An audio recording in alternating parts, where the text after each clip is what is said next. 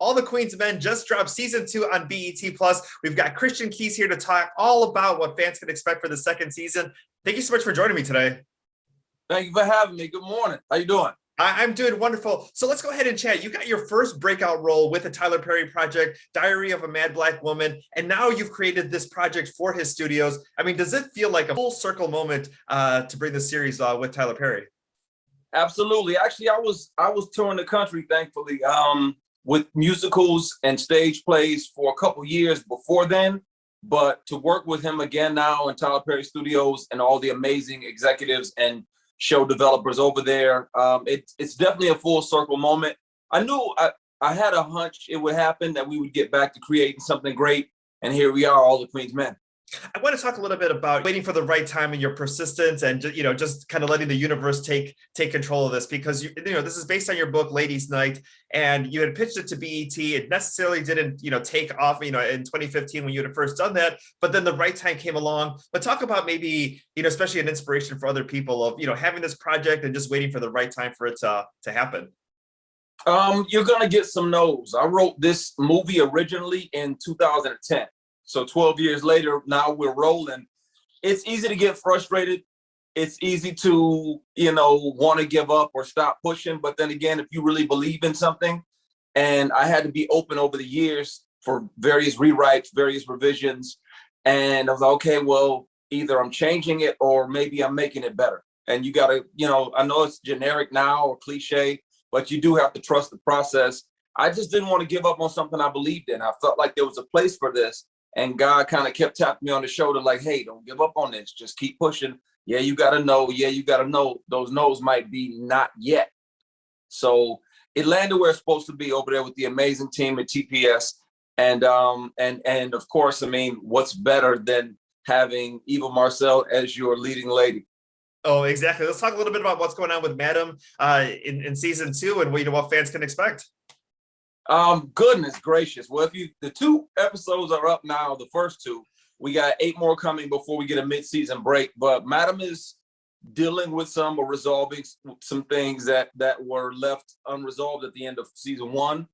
And we don't waste any time. We kind of tear the door off, literally and figuratively, and get to answering some of those things. What happened to Dime, what's going on with Amp, Madam, Red, Blue. It's so much going on, and it's wonderful. It's good to see it because we shot so much, so I'm excited to see it as a fan of the show. That is amazing. Let's talk a little bit about Kim Fields. I'm a big fan of her. She's directing the she directed part of season number 1, but let's talk a little bit about working with her in this on this project. It's amazing. She's a genius and she's hilarious. I don't know if you ever had a chance to meet her in real life, but she's hilarious. So she pulled me off to the corner and, what if we do this? And what you think about that? I think I want to try this and try that. And she knows her vision, and she's very specific in it, and she's right. She's been doing this, for a minute, and I trust her guidance in this, and hopefully we can get her back to direct some more episodes because she's wonderful to work with. Yeah, she did a radio show here in Chicago, and obviously I would get no work done because I just had so many facts of life's questions, so many living single questions, and just having that conversation. But the wealth of knowledge that she has and the amount of shows that she's done, I can just imagine the the unique perspective that she brings to the show. Absolutely, she has a bevy of knowledge and experience, and as a student, you always want to go in with the view that, okay, maybe if I hush, ask the right questions, and listen a whole lot, I can learn a whole lot. So that's the way I approached it. But she's a great human being, and like I said, I can't wait to work with her again in front of the camera because she's an amazing actor. And then also on the production side, EP direction side, it was just a treat, man. But Kim's not the only triple threat, because you sing, you act, you produce it as well too. Tell us a little bit about your character that we see on the show, the concierge.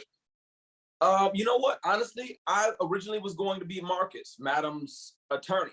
And I was speaking with Mr. Perry, and he said, you're going to take the easy route, huh? I was like, what you mean? He's like, there's no real challenge to that character. And I was like, dang, he's right. So I went back on the next version and introduced the character, the concierge. And he's kind of a, Gus Fring from Better Call Saul and Breaking Bad type of character. Parts, Ray Donovan, you know, he's a fixer, but he's very calm. I like characters that even when they're angry, even when they're enraged, you scare me more when you're calm about it. And so I wanted to build someone like that. And I'm glad I did. I'm glad that Mr. Perry laid out a challenge and that I answered it with the concierge character, because he is a lot of fun, as you will see in episode 3 of season 2 of All the Queen's Men.